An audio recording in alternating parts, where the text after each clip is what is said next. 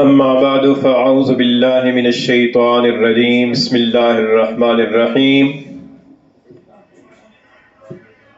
هو الذي جعل الشمس ضياء والقمر نورا وقدره منازل لتعلموا عدد السنين والحساب وقال تعالى في مقام آخر يسألونك عن الأهلة قل هي مواقيت للناس والحج وعن ابی ہریرہ رضی اللہ تعالی عنہ قال قال رسول اللہ صلی اللہ علیہ وسلم اذا رأيتم الہلال فصوموا واذا رأيتموه فافطروا فإن غم عليكم فصوموا 30 يوما او کما قال رسول اللہ صلی اللہ علیہ وسلم صدق اللہ مولانا العظیم وصدق رسولہ النبی الکریم ونحن على ذلك لمن الشاہدین والشاکرین والصلاة والسلام على سید الانبیاء والمرسلین والحمد للہ رب العالمین۔ بزرگان محترم اور برادران عزیز، اللہ تعالیٰ کا فضل و کرم ہے کہ اللہ تعالیٰ نے ہمیں اپنی زندگی کے اندر ایک اور رمضان نصیب فرمایا، اور اس رمضان کے اندر اللہ تعالیٰ نے اپنے فضل و کرم سے ہمیں روزے رکھنے کی اور تراویح کا قیام کرنے کی توفیق عطا فرمائی۔ اس پر اللہ تعالیٰ کا شکر بھی ادا کرنا چاہیے اور اللہ تعالیٰ سے قبولیت کی دعا بھی کرنی چاہیے۔ آپ کے سامنے سورہ یونس کی ایک آیت کریمہ کا کچھ حصہ تلاوت کیا ہے، اور دوسری جگہ سورہ بقرہ سے ایک آیت کریمہ کا کچھ حصہ تلاوت کیا ہے۔ سورہ یونس میں اللہ تعالیٰ نے ارشاد فرمایا کہ هو الذی جعل الشمس ضیاء والقمر نورا، یہ اللہ وہ ذات ہے کہ جس نے سورج کو چمکدار بنایا اور چاند کو روشن بنایا، لتعلموا عدد السنین والحساب، تاکہ تم سالوں کی گنتی اور حساب معلوم کر سکو۔ اور دوسری جگہ اللہ تعالیٰ نے فرمایا کہ یسألونک عن الأہلہ، لوگ آپ سے چاند کے بارے میں سوال کرتے ہیں، قل ہی مواقیت للناس والحج، آپ فرما دیجئے کہ یہ لوگوں کے لیے اوقات پہچاننے کا ذریعہ ہے اور حج کے اوقات پہچاننے کا ذریعہ ہے۔ اللہ تعالیٰ نے اپنی حکمت سے عبادات کو قمری تاریخوں کے ساتھ اور قمری مہینوں کے ساتھ وابستہ فرمایا ہے۔ یہی وجہ ہے کہ جب رمضان المبارک کا مہینہ جو قمری سال کا ایک مہینہ ہے وہ شروع ہوتا ہے تو رمضان روزے فرض ہو جاتے ہیں، اور جب وہ مہینہ ختم ہوتا ہے تو روزوں کی عبادت ختم ہو جاتی ہے۔ تو یہ اللہ تعالیٰ نے قمری مہینوں کے ساتھ عبادات کا سلسلہ جوڑا ہے۔ پھر یہ جو قمری مہینہ ہے یہ کبھی 29 کا ہوتا ہے اور کبھی 30 کا ہوتا ہے، یہ مشاہدے سے بھی ثابت ہے اور حضور نبی کریم صلی اللہ علیہ وسلم کے ارشادات سے بھی ثابت ہے۔ حضور نبی کریم صلی اللہ علیہ وسلم نے کئی احادیث میں آتا ہے کہ حضور نے فرمایا کہ مہینہ یا 29 کا ہوگا یا 30 کا ہوگا۔ اور ایک حدیث میں نے آپ کے سامنے پڑھی ہے، مسلم شریف کی حدیث ہے، حضرت ابو ہریرہ رضی اللہ تعالیٰ عنہ سے روایت ہے، فرماتے ہیں کہ رسول اللہ صلی اللہ علیہ وسلم نے فرمایا اذا رأیتم الہلال فصوموا، کہ جب تم چاند دیکھو تو روزہ رکھو، واذا رأیتموہ فافطروا، اور جب تم چاند دیکھو تو پھر افطار کر لو، یعنی عید الفطر کر لو۔ فإن غم علیکم، پھر اگر تمہارے اوپر چاند پوشیدہ ہو جائے گرد و غبار کی وجہ سے، ابر و باران کی وجہ سے نظر نہ آئے، تو فرمایا کہ فصوموا 30 یوما، پھر 30 دن روزے رکھ لو۔ تو ایک سادہ سا حساب ہے، اللہ کے رسول نے فرمایا کہ 29ویں کی شام کو چاند نظر آ جائے تو اگلا مہینہ شروع ہو گیا، اور اگر چاند نظر نہ آئے تو 30 دن پورے کر لو، پھر اگلا مہینہ شروع ہو جائے گا۔ تو یہ مختلف سالوں کے اندر کبھی رمضان کا مہینہ 29 کا ہو جاتا ہے، کبھی 30 کا ہو جاتا ہے۔ چاند نظر آ جائے 29 رمضان کی شام کو تو 29 کا مہینہ ہو گیا، چاند نظر نہ آئے تو پھر 30 دن پورے کر لیے جاتے ہیں۔ اس کے اندر بعض لوگوں کو دوسری رات میں جب چاند نظر آتا ہے تو اس کی وجہ سے غلط فہمی پیدا ہوتی ہے کہ شاید یہ دوسری رات کا چاند ہے، اور بعض لوگ کہتے بھی ہیں کہ یہ دوسری رات کا چاند ہے۔ تو حدیث شریف کے اندر اس کو قیامت کی علامات میں سے قرار دیا گیا ہے۔ حضور صلی اللہ علیہ وسلم نے فرمایا کہ من اشراط الساعہ انتفاخ الاہلہ، کہ قیامت کی علامات میں سے ایک علامت یہ ہے کہ چاند کو بڑا سمجھا جائے گا، یہاں تک کہ یرل ہلال للیلتہ فیقال ہوا للیلتین، جس رات کے اندر چاند نظر آئے گا وہی پہلی رات ہوگی، وہی پہلی تاریخ ہوگی، لیکن لوگ کہیں گے کہ یہ دوسری رات کا چاند ہے۔ حضور نے فرمایا کہ یہ قیامت کی علامات میں سے ہے۔ تو لہذا ہمیں جس چیز کا حکم دیا گیا ہے یا جس چیز کا مکلف کیا گیا ہے اس کے مطابق ہمیں اللہ تعالیٰ کے حکم کی اتباع کرنی چاہیے، اور وہ یہی ہے کہ اگر 29ویں کی شام کو چاند نظر آ جائے تو اگلا مہینہ شروع، چاند نظر نہ آئے تو پھر 30 دن پورے کر لیے جائیں گے۔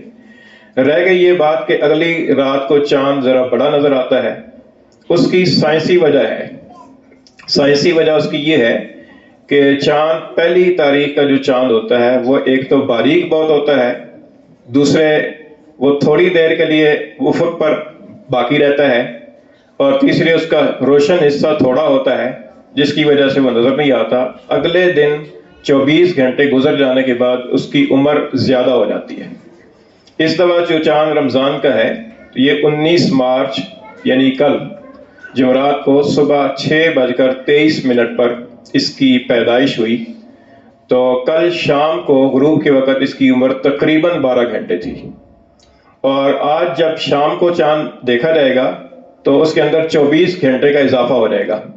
تو 12 کے اندر 24 کا اضافہ کر دیں تو 36 گھنٹے ہو جاتا ہے۔ تو ظاہر ہے کہ 36 گھنٹے کا چاند جو ہے وہ زیادہ بڑا ہوگا۔ اور پھر چاند کے بارے میں اللہ تعالیٰ نے نظام ایسا رکھا ہے کہ چاند جو ہے نا سورج کے غروب ہونے کے 50-51 منٹ پیچھے رہتا ہے۔ تو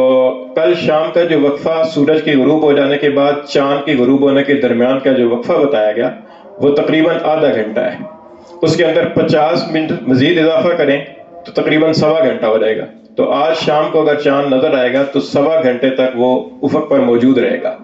اس کی وجہ سے لوگوں کو غلط فہمی ہوگی کہ یہ تو کافی دیر تک ٹھہرا ہوا ہے چاند اور کافی بڑا لگ رہا ہے، تو یہ تو دوسری رات کا چاند ہے، تو ہمیں جو ہے وہ ایک روزہ فالتو رکھنا پڑ گیا۔ ایسی بات نہیں ہے۔ تو ایک تو یہ حضور نے فرمایا کہ یہ قیامت کی علامات میں سے ہے کہ یہ کہا جائے کہ یہ چاند دوسری کا ہے، یہ پہلی کا ہے۔ فرمایا کہ جس رات کو چاند نظر آئے گا اسی رات کا چاند شمار ہوگا، اور اگر چاند نظر نہ آئے تو 30 دن پورے کر کے پھر اگلی تاریخ جو ہے نا وہ پہلا شمار ہوگا۔ تو اس لیے ایک تو یہ غلط فہمی دور کر لینی چاہیے۔ دوسرا یہ ہے کہ آج رمضان مبارک کا آخری جمعہ ہے جس کو جمعۃ الوداع کہا جاتا ہے، اور اس دفعہ اللہ تعالیٰ کے فضل و کرم سے رمضان شریف کے مہینے کے اندر 5 جمعے نصیب ہوئے ہیں۔ تو یہ جو جمعۃ الوداع ہوتا ہے اس کے بارے میں بعض لوگ یہ سمجھتے ہیں کہ اس کے اندر باقی جمعوں کے مقابلے میں زیادہ فضیلت ہوتی ہے، تو ایسی بات نہیں ہے کہ جمعۃ الوداع جو ہے اس کے اندر باقی جمعوں کے حوالے سے زیادہ فضیلت ہو۔ کوئی حدیث شریف ایسی نہیں ہے کہ جس حدیث کے اندر یہ فرمایا گیا ہو کہ جو آخری جمعہ ہوگا وہ زیادہ اہمیت والا، زیادہ تقدس والا، زیادہ برکت والا ہوگا اور اس کے اندر یہ کام کرنے ہوں گے، ایسا نہیں ہے۔ نہ کوئی خاص حکم دیا گیا ہے، نہ کوئی خاص فضیلت ارشاد فرمائی گئی ہے، بلکہ جس طریقے سے باقی جمعے ہیں اسی طریقے سے رمضان کا یہ آخری جمعہ بھی ہے، یعنی فضیلت کے اعتبار سے یکساں ہے، چاہے رمضان کا پہلا جمعہ ہو، چاہے درمیانی جمعہ ہو، چاہے آخری جمعہ ہو۔ البتہ جمعے کے اندر، رمضان کے جمعوں کے اندر یہ خصوصیت ہے کہ ان کے اندر 2 برکتیں جمع ہو جاتی ہیں، ایک رمضان کی برکت، دوسرے جمعہ کی برکت۔ کیونکہ جمعہ جو ہے یہ سید الایام ہے، سارے دنوں کا سردار ہے، یہ اپنی جگہ پر مبارک دن ہے، اور رمضان جو ہے نا یہ سید الشہور ہے، سارے مہینوں کا سردار ہے، یہ اپنی جگہ پر بابرکت ہے۔ تو جمعے کے دن کے اندر 2 برکتیں اکٹھی ہو جاتی ہیں، ایک رمضان کی برکت، دوسرے جمعے کے دن کی برکت۔ اور یہ چونکہ صرف رمضان کے جمعوں کے اندر ہے، باقی جمعوں کے اندر نہیں ہے، مثلا شعبان کے جمعوں کے اندر یہ فضیلت نہیں ہے، محرم کے جمعوں کے اندر یہ فضیلت نہیں ہے، ذیقعدہ کے جمعوں کے اندر یہ فضیلت نہیں ہے، یہ فضیلت تو رمضان کے جمعوں میں ہے۔ پھر چونکہ یہ رمضان کا جو آخری جمعہ ہوتا ہے، یہ 2 برکتوں والا جمعہ جو ہے نا یہ اب اگلے سال رمضان میں ہی نصیب ہوگا، یعنی اگلا سال جب رمضان آئے گا اور رمضان کا پہلا جمعہ ہوگا اس جمعے کے اندر یہ 2 برکتیں اکٹھی نصیب ہوں گی۔ تو اس وجہ سے جمعۃ الوداع کی اہمیت اس وجہ سے ہے کہ آج وہ جمعہ ہے کہ جس کے اندر دو برکتیں اکٹھی ہیں، پھر یہ جمعہ اگلے سال یعنی 11 مہینوں کے بعد پھر یہ نصیب ہوگا، اور اگلے سال تک ہم میں سے کون زندہ رہتا ہے کون نہیں رہتا اس کا چونکہ پتہ نہیں ہے، اس وجہ سے آخری جمعے کی اہمیت زیادہ ہوتی ہے۔ اور اس کا تقاضا یہ ہے کہ آخری جمعے کے اندر رمضان کی جو مبارک ساعتیں یا ایام باقی ہیں ان سے کما کو فائدہ اٹھانے کی کوشش کی جائے، اللہ تعالیٰ کی عبادت کی توفیق جو ملی ہے اس کی پر شکر ادا کیا جائے، اور اپنی طرف سے جو کوتاہیاں ہم نے کی ہیں روزوں کے اندر، تراویح کے اندر اور عبادات کے اندر جو ہماری کوتاہیاں ہیں ان کی پر استغفار کیا جائے اور اللہ تعالیٰ سے قبولیت کی دعائیں کی جائیں۔ اور اس کے علاوہ یہ ہے کہ رمضان کے اندر اللہ تعالیٰ سے مغفرت مانگی جائے، کیونکہ یہ مغفرت کا مہینہ ہے، خصوصاً جو آخری عشرہ ہے تو یہ آگ سے آزادی دلوانے کا عشرہ ہے، تو اس عشرے کے اندر یا اس جمعے کے اندر اس بات کی کوشش کرنی چاہیے۔ تو اس حوالے سے اگر دیکھا جائے تو پھر تو جمعۃ الوداع کی اہمیت ایک اس نقطۂ نظر سے ہے،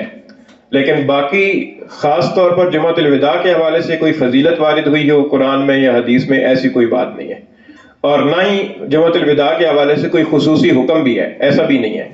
بعض لوگوں کے ذہن کے اندر ہے کہ جمعۃ الوداع کے اندر خاص طریقے پر 2 یا 4 رکعتیں پڑھیں گے تو عمر بھر کی جتنی نمازیں قضا کی ہیں وہ ساری ادا ہو جائیں گی۔ غلط فہمی ہے، ایسی کوئی بات نہیں ہے۔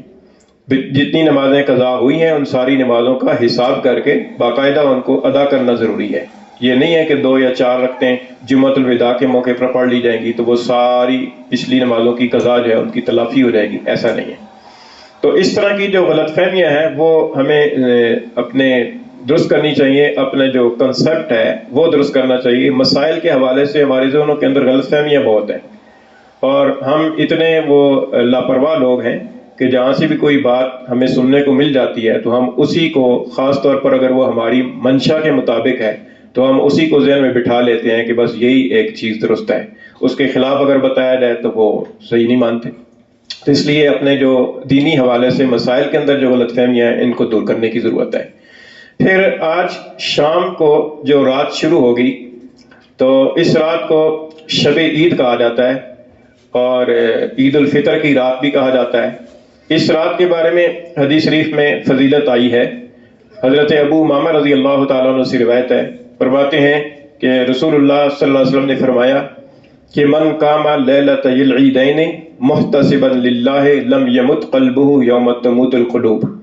کہ جس آدمی نے عیدین کی راتوں کے اندر اللہ کی رضا حاصل کرنے کے لیے قیام کیا، عبادت وغیرہ کی، اس کا دل اس دن نہیں مرے گا جس دن اور لوگوں کے دل مردہ ہوں گے۔ اور اس دن سے مراد قیامت کا دن ہے، کہ قیامت کا دن ہولناک دن ہوگا، اور اس دن کے اندر بہت سارے لوگ حیران پریشان ہوں گے اور بے ہوش اور مدہوش ہوں گے۔ تو اس آدمی کا دل اس دن زندہ رہے گا کہ جس آدمی نے عیدین کی راتوں کے اندر اللہ کا رضا حاصل کرنے کے لیے، اللہ کا قرب حاصل کرنے کے لیے قیام کیا ہو۔ پھر قیام کے اندر نفل نمازیں بھی شامل ہیں، لیکن نفل نمازوں سے زیادہ درجہ فرض نمازوں کا ہے کہ فرض نمازیں جماعت کے ساتھ ادا کی جائیں، خصوصاً مغرب کی نماز، عشاء کی نماز، فجر کی نماز، کیونکہ حدیث میں آتا ہے کہ جس نے عشاء کی نماز جماعت کے ساتھ پڑھی اسے آدھی رات کے قیام کا ثواب ملا، اور جس نے فجر کی نماز بھی جماعت کے ساتھ پڑھ لی اسے پوری رات کے قیام کا ثواب ملا۔ پھر رات میں گناہوں سے بچنا ضروری ہے۔ عید کی جو رات ہوتی ہے وہ عموماً ہمارے ہاں غفلت کے ساتھ گزاری جاتی ہے، اور اس کے اندر کئی طرح کی نافرمانیوں کا اور سرکشیوں کا ارتکاب کیا جاتا ہے۔ تو یہ اپنے آپ کو اللہ تعالیٰ کی مغفرت سے، اللہ تعالیٰ کے انعام سے محروم کرنے والی بات ہے، کیونکہ حدیث میں یہ جو عید کی رات ہے اس کو لیلۃ الجائزہ کہا گیا ہے، اور جائزہ کا عربی زبان کے اندر جائزہ کا معنی انعام ہے۔ تو مطلب یہ ہے کہ یہ انعام کی رات ہے کہ جس کے اندر اللہ تعالیٰ اپنے بندوں کو، جنہوں نے اللہ کی عبادت کی ہے، جنہوں نے اللہ کے احکام کی اطاعت کی ہے، ان کو اللہ تعالیٰ انعام عطا فرماتے ہیں۔ تو جس دن انعام ملنے والا ہو اس دن آدمی اس ذات کی سرکشی کرے، بغاوت کرے کہ جس کی طرف سے انعام ملنا ہے، تو پھر آدمی انعام سے محروم رہے گا۔ تو اس لیے آج کی جو رات ہے، جو آج شام کے بعد شروع ہوگی، تو اس رات کے اندر بھی کوشش کرنی چاہیے کہ فرائض ادا ہوں، نافرمانیوں سے بچا جائے اور عبادت جتنی ہو سکے کی جائے، نفل پڑھے جائیں، تلاوت کی جائے، ذکر کیا جائے، اللہ تعالیٰ سے دعائیں مانگی جائیں، تو اس رات کے اندر یہ کام کرنا چاہیے۔ پھر اس کے بعد جو اگلا دن شروع ہوگا تو وہ عید الفطر کا دن، کل عید الفطر کا دن ہے۔ عید الفطر کا دن بھی خاص اللہ تعالیٰ کی طرف سے ایک برکت اور عظمت والا دن ہے، اور یہ رمضان المبارک کے مہینے کے اندر جو روزے فرض کیے گئے اور تراویح مقرر کی گئی، ان عبادات کی تکمیل کی پر مسلمانوں کو ایک مسرت کا اظہار کرنے کے لیے ایک موقع دیا گیا ہے۔ اس موقع کی پر آپس میں خوشی کا اظہار کریں اور اللہ تعالیٰ کی نعمت کا شکر ادا کریں۔ تو اس لیے وہ جو دن ہے کل کا، وہ بھی بڑی عظمت والا اور برکتوں والا دن ہے۔ تو اس دن کے اندر بھی انسان کو چاہیے کہ اللہ تعالیٰ کے حضور میں اپنی اطاعت اور اپنی بندگی کا اظہار کرے اور مخلوق خدا کے ساتھ شفقت اور محبت کے ساتھ پیش آئے، کیونکہ دو بڑے حصے ہیں، ایک حقوق اللہ ہے، دوسرا حقوق العباد ہے۔ تو حقوق اللہ کی ادائیگی کے لیے، اس کے اندر جان پیدا کرنے کے لیے یا اس طرف توجہ دلانے کے لیے عید کی نماز رکھی گئی ہے، اور مخلوق کے ساتھ شفقت اور محبت اور مخلوق کے ساتھ ہمدردی کرنے کے لیے عید کی نماز سے پہلے صدقہ فطر مقرر کیا گیا کہ صدقہ فطر ادا کیا جائے۔ صدقہ فطر کے بارے میں حضور صلی اللہ علیہ وسلم کا ارشاد ہے، حضرت ابن عباس رضی اللہ تعالیٰ عنہما سے روایت ہے، فرماتے ہیں کہ فرض رسول اللہ صلی اللہ علیہ وسلم زکوٰۃ الفطر طہرۃ للصیام من الرفث واللغو وطعمۃ للمساکین۔ فرمایا کہ اللہ کے رسول نے صدقہ فطر کو ضروری قرار دیا ہے، یہ روزوں کی پاکی کے لیے، کہ روزوں کے اندر جو لغویات اور بیکار باتیں ہو جاتی ہیں ان کی طہارت کے لیے، اور مساکین کے کھانے کے انتظام کرنے کے لیے۔ اور فرمایا کہ فمن اداها قبل الصلاۃ فهي زکوٰۃ مقبولہ، کہ اگر کسی نے نماز عید سے پہلے صدقہ فطر ادا کیا تو یہ ایک مقبول صدقہ فطر ہے۔ ومن اداها بعد الصلاۃ فهي صدقۃ من الصدقات، اور اگر اس نے عید الفطر کی نماز کے بعد ادا کیا تو وہ ایک عام صدقوں میں سے صدقہ ہے۔ یعنی گو کہ عید الفطر کی نماز کے بعد بھی واجب ہی رہتا ہے، ادا کرنا ضروری ہوتا ہے، اور ادا کرنے سے ادا بھی ہو جاتا ہے، لیکن اس کی وہ فضیلت نہیں ہے جو فضیلت عید الفطر کی نماز کی ادائیگی سے پہلے ہے۔ تو لہذا جن حضرات نے صدقہ فطر ابھی تک ادا نہ کیا ہو، انہیں چاہیے کہ عید کی نماز سے پہلے اپنا صدقہ فطر مستحقین تک پہنچا کر اس واجب سے سبکدوش ہو جائیں۔ پھر عید کے دن جو کچھ کام ایسے ہیں کہ جن کو مستحب قرار دیا گیا ہے، ان میں سے یہ ہے کہ عید کے دن صبح سویرے اٹھا جائے اور غسل کا اہتمام کیا جائے، خوب اچھے طریقے سے غسل کیا جائے، اور غسل کے علاوہ جو زائد بال ہیں زیر ناف اور زیر بغل، ان بالوں کی بھی صفائی کی جائے، اور اس کے علاوہ ناخن بڑے ہوئے ہوں تو ناخن تراشے جائیں، اور اسی طریقے سے مسواک کیا جائے، اور اچھا اپنے کپڑوں میں سے جو اپنے پاس عمدہ لباس ہے وہ پہنا جائے۔ اچھا، اس کے اندر بعض اوقات غلو بہت ہو جاتا ہے، جیسے نیا لباس جو ہے نا وہ ہر عید کے موقع کی پر لوگ ضروری سمجھتے ہیں کہ چاہے حیثیت ہے یا نہیں ہے، چاہے قرض بھی لینا پڑے تو خواہ مخواہ کے لیے نیا جوڑا سلوانا وہ ضروری سمجھتے ہیں، حالانکہ یہ اولاً تو ضروری نہیں ہے، مستحب درجے کا عمل ہے، اور دوسرا اگر کوئی چیز شریعت ضروری بھی قرار دیتی ہے تو وہ حیثیت والوں پر ضروری قرار دیتی ہے۔ مالی عبادات جتنی ہیں ان کے بارے میں ایک نصاب مقرر کیا گیا ہے کہ فلاں فلاں حیثیت کے مالک افراد کی پر یہ چیز لازم ہوگی، تو اس لیے اپنے آپ کو مشکل میں نہ ڈالا جائے کہ حیثیت نہیں ہے تو خواہ مخواہ قرضہ لے کر ادھار لے کر تو گھر کے ہر فرد کے لیے ضروری نیا لباس سلوانا ہے، یہ ضروری نہیں ہے۔ حیثیت کے مطابق اگر ہو سکے تو اچھی بات ہے، نہ ہو سکے تو اپنے پاس جو موجود کپڑے ہیں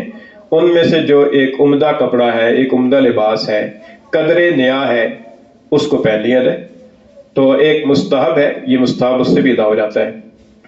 پھر ایک مستحب اور یہ ہے کہ حضور صلی اللہ علیہ وسلم جب عید الفطر کی نماز کے لیے تشریف لاتے تھے تو عید کی نماز پر آنے سے پہلے آپ کھجور تناول فرماتے تھے، اور وہ بھی طاق عدد میں۔ تو علماء کرام نے فرمایا کہ عید الفطر کی نماز پر آنے سے پہلے کوئی میٹھی چیز کھا لینا، اور اگر کھجور میسر ہو تو کھجور کھا لینا، یہ مستحب ہے اور رسول اللہ صلی اللہ علیہ وسلم کی سنت ہے۔ اور اس کے اندر بھی کوشش کی جائے کہ طاق عدد یعنی 3 عدد یا 5 عدد کھجوریں کھا لی جائے تاکہ سنت کی اتباع ہو جائے، سنت کی اتباع کی نیت سے۔ اور اس کے اندر حکمت یہ ہے کہ یہ بتلانا مقصود ہے کہ نہ تو روزہ رکھنے میں کچھ ہے، نہ کھانے پینے میں کچھ ہے، سب کچھ اللہ تعالیٰ کے حکم میں ہے۔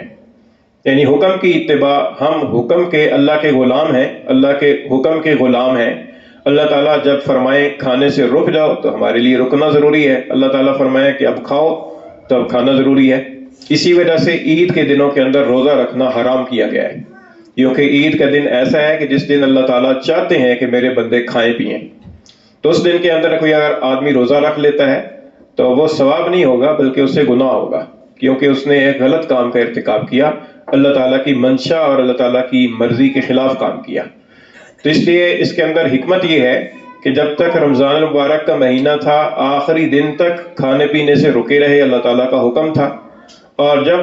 اللہ تعالیٰ نے حکم دیا کھانے پینے کا تو ہم نے کھا پی لیا۔ اب اس کے بعد بھوکا رہنا، اس کے اندر کوئی جو ہے نا وہ اجر و ثواب نہیں ہے کہ آدمی بھوکا پیاسا رہے، تو اس لیے کھا کر جو ہے نا وہ چیز آئی جائے تاکہ پتہ چلے کہ اللہ تعالیٰ کے حکم کی اتباع میں اور رسول اللہ صلی اللہ علیہ وسلم کی سنت کی اتباع میں عمل کیا جا رہا ہے۔ حدیث میں آتا ہے اللہ کے رسول صلی اللہ علیہ وسلم نے فرمایا کہ الطاعم الشاکر کالصائم الصابر، کہ کھا کر شکر ادا کرنے والا ایسا ہی ہے جیسا کہ روزہ رکھ کر صبر کرنے والا ہے۔ یعنی جس طرح روزہ کا حکم ہو تو روزہ رکھ کے آدمی صبر کرتا ہے، جتنا ثواب اس پر ملے گا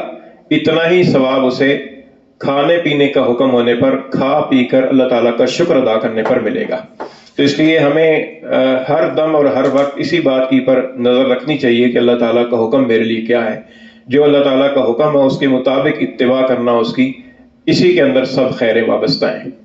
تو یہ حضور صلی اللہ علیہ وسلم نے سنت اپنائی۔ پھر اسی طریقے سے خوشبو لگانا بھی سنت ہے،